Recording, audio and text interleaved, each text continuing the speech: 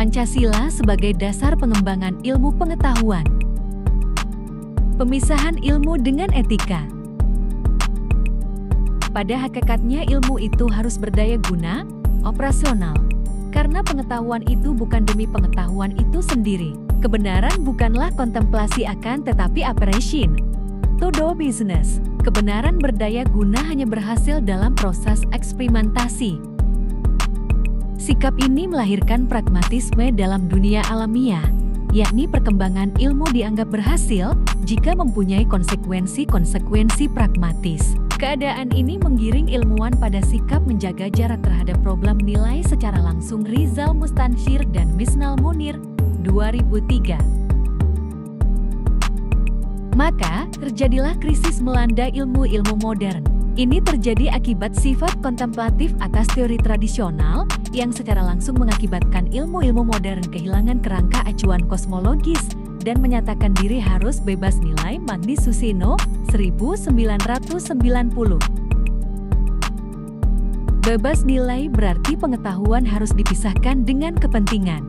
Objektivisme lalu memisahkan antara teori dari praksis, pengetahuan dari kehidupan, ilmu dari etika, karena pengetahuan menjadi barang objektif yang netral dalam F. Budi Hardiman. Padahal, kalau mau jujur pada sejarah, sejak awal kemunculannya, ilmu sudah terkait dengan masalah etika. Ketika Copernicus 1473 sampai 1543 menggunakan teorinya tentang kemestaan alam dan menemukan bahwa bumi yang berputar mengelilingi matahari dan bukan sebaliknya seperti yang diyakini oleh ajaran agama Kristen, maka timbullah dikotomi antara ilmu dan etika yang berasal dari agama. Secara ontologis, ilmu menginginkan menyingkap realitas apa adanya. Namun di sisi lain terdapat keinginan dari para teolog agar ilmu mendasarkan pada ajaran-ajaran agama. Perseteruan ini berujung pada dihukumnya Galileo 1564 sampai 1642 yang berkulminasi pada pengadilan inkuisasi Jujun S. Surya Sumantri. Pergulatan akbar tersebut hingga pengadilan inkuisasi dijatuhkan pada Galileo telah berpengaruh pada ilmuwan lebih 2,5 abad. Perdebatan antara ilmuwan dan agamawan tersebut berkisar pada perdebatan tentang kebebasan ilmu. Pertarungan ini dimenangkan oleh para ilmuwan dengan semboyan yang cukup terkenal, ilmu itu bebas nilai. Setelah mendapat kemenangan ini, ilmu lalu mendapat otonominya dan melakukan penelitian apa yang senyatanya ada dan berujung pada sebuah adigium ilmu untuk ilmu. Mendapatkan otonomi dan kemenangan tersebut, ilmu kemudian dengan leluasa menggambarkan alam dengan eksperimen. Ilmu-ilmu yang bersifat empiris analitis ini berupaya mencetak teori dengan kontemplatif. Ketika sebuah teori sudah dibuat, maka tahap berikutnya dari suatu teori adalah penciptaan teknologis. Setelah teknologi diciptakan, maka di sini terjadi proses penerapan konsep ilmiah untuk memecahkan masalah-masalah praktis. Dalam tahap ini ilmu tidak saja bertujuan menjelaskan gejala-gejala alam, tetapi memanipulasi faktor-faktor yang terkait dengan gejala tersebut untuk mengontrol dan mengarahkan proses yang terjadi. Berbekal konsep mengenai hutan gundul dan banjir misalnya, ilmu mengembangkan teknologi untuk mencegah banjir. Peralihan ini disebut dari tahap kontemplasi ke manipulasi. Jujun S. Surya Sumantri, 2007. Pada tahap kontemplasi inilah persoalan etika kembali muncul, namun berkaitan dengan faktor lain. Kalau dalam tahap kontemplasi masalah etika berkaitan dengan ontologi keilmuan, maka pada tahap manipulasi ini masalah etika berkaitan dengan cara penggunaan pengetahuan ilmiah. Atau secara filosofis dapat dikatakan, dalam tahap pengembangan konsep terdapat masalah etika yang ditinjau dari segi ontologi keilmuan, sedangkan pada level penerapan, terdapat masalah etika ditinjau dari segi aksiologi keilmuan.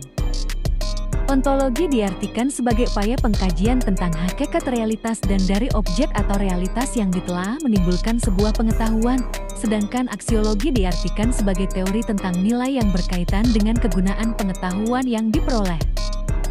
Secara garis besar, para ilmuwan terbagi secara poler menjadi dua dalam menghadapi problem terpisahnya ilmu dari etika dan pengaruh positif ilmu dan teknologi yang bersifat destruktif bagi kemanusiaan.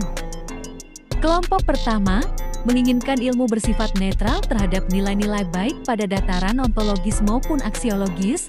Di sini tugas ilmuwan hanyalah menemukan pengetahuan tentang aplikasi pengetahuan tersebut diserahkan oleh masyarakat publik. Sementara golongan kedua berpendapat bahwa netralitas ilmu terhadap nilai-nilai hanyalah terbatas pada aspek ontologis, sedangkan penggunaannya, bahkan pemilihan objek penelitian, kegiatan keilmuan harus berlandaskan asas-asas T.K. Jujun S. Surya Sumantri, 2007. Paling tidak ada 3 faktor sebagai indikator bahwa ilmu itu bebas nilai, yaitu: pertama, ilmu harus bebas dari pengandaian-pengandaian, yakni bebas dari pengaruh eksternal seperti faktor politis, ideologi, agama, budaya, dan unsur kemasyarakatan lainnya. Kedua, perlunya kebebasan usaha ilmiah agar otonomi ilmu terjamin. Kebebasan itu menyangkut kemungkinan yang tersedia dan penentuan diri. Ketiga, penelitian ilmiah tidak luput dari pertimbangan etis yang sering dituding menghambat kemajuan ilmu, karena nilai etis sendiri bersifat universal. Rizal Mustansyir dan Misnal Munir, 2003. Habermas berpendirian teori sebagai produk ilmiah tidak pernah bebas nilai. Pendirian ini diwarisi Habermas dari pandangan Husserl yang melihat fakta atau objek alam diperlukan oleh ilmu sebagai kenyataan yang sudah jati scientisme. Fakta atau objek itu sebenarnya sudah tersusun secara spontan dan primordial dalam pengetahuan sehari-hari, dalam Lebenswelt, atau dunia sebagaimana dihayati. Setiap ilmu mengambil dari Lebenswelt itu sejumlah fakta yang kemudian diilmiahkan berdasarkan kepentingan-kepentingan praktis. Habermas menegaskan lebih lanjut bahwa ilmu alam terbentuk berdasarkan pengetahuan teknis. Ilmu pengetahuan alam tidaklah netral, karena isinya sama sekali tidak lepas sama sekali dari kepentingan praktis. Ilmu sejarah juga ditentukan oleh kepentingan-kepentingan praktis kendati dengan cara berbeda.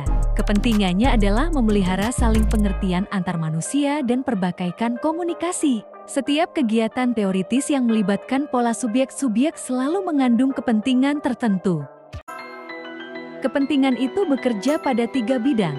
1. Pekerjaan. 2. Bahasa. Dan 3. Otoritas. Pekerjaan merupakan kepentingan ilmu pengetahuan alam. Bahasa merupakan kepentingan ilmu sejarah. Sedang otoritas merupakan kepentingan ilmu sosial. Rizal Mustansyir dan Misnal Munir, 2003. Dalam perspektif epistemologis, ilmu dan etika merupakan 2 bidang kegiatan kultural manusia. Ilmu yang dimengerti sebagai kegiatan kultural manusia dimengerti sebagai kategori praktis dari sebuah kategori teoritis hipotetiko-didaktif verifikatif. Sedangkan etika di sini dimengerti sebagai cabang ilmu filsafat yang secara kritis dan sistematis merefleksikan masalah-masalah moral, yakni masalah yang berkaitan dengan nilai-nilai dan norma-norma yang menentukan baik buruknya perbuatan manusia. Pemahaman yang dikotomis antara ilmu dan etika ini cukup lama dilatar belangi oleh suatu asumsi epistemologis positivistik. Keduanya merupakan 2 bidang yang tidak hanya berbeda, tetapi juga sama sekali terpisah, dan tidak ada kaitannya antara satu dengan yang lain. Segala bentuk ikhtiar untuk mengkaitkannya dikhawatirkan justru akan merusak hakikat dan kekhasannya masing-masing. Ilmu dan etika berurusan dengan pernyataan yang secara logis mempunyai bentuk yang berbeda. Ilmu berurusan dengan pernyataan yang bersifat deskriptif, apa yang senyatanya ada, sedangkan etika berurusan dengan pernyataan-pernyataan normatif tentang apa yang seharusnya dilakukan. Yang satu berurusan dengan fakta, sedangkan yang lain berurusan dengan nilai. Sudarminta, 1992. Dualisme epistemologis itu sesungguhnya berawal dari sebuah pemahaman tentang objektivitas dan rasionalitas, yang pada gilirannya berakar pada dogma empirisisme. Dogma empirisisme secara tegas mengklaim bahwa pernyataan dalam bidang ilmu dengan fakta-fakta objektif dan nyata tersebut dapat ditegaskan benar salahnya secara empiris, sementara ungkapan perasaan, nilai, moral bersifat subjektif yang tidak dapat dibuktikan secara objektif. Sudarminta, 1992. Padahal kalau mau setia terhadap fenomenologi yang menekankan kesadaran manusia, maka objektivitas semestinya lebih dimengerti secara luas sebagai suatu hal yang dapat diuji kebenarannya secara intersubjektif dalam suatu komunikasi yang rasional. Dan tidak hanya dimengerti secara sempit sebagai suatu hal yang dapat diverifikasi keberadaannya berdasarkan pengertian empiris, lebih tegas dikatakan oleh Van Persen bahwa justru dalam segi makna intersubjektif merupakan hal-hal yang primer dalam kehidupan praktis. Van Pursen, 1990. Jelaslah bahwa pada sisi epistemologis pemisahan ilmu dan etika justru terlihat rapuh. Sementara dari sudut pandang etis, pemisahan antara ilmu dan etika justru menimbulkan bencana kemanusiaan global.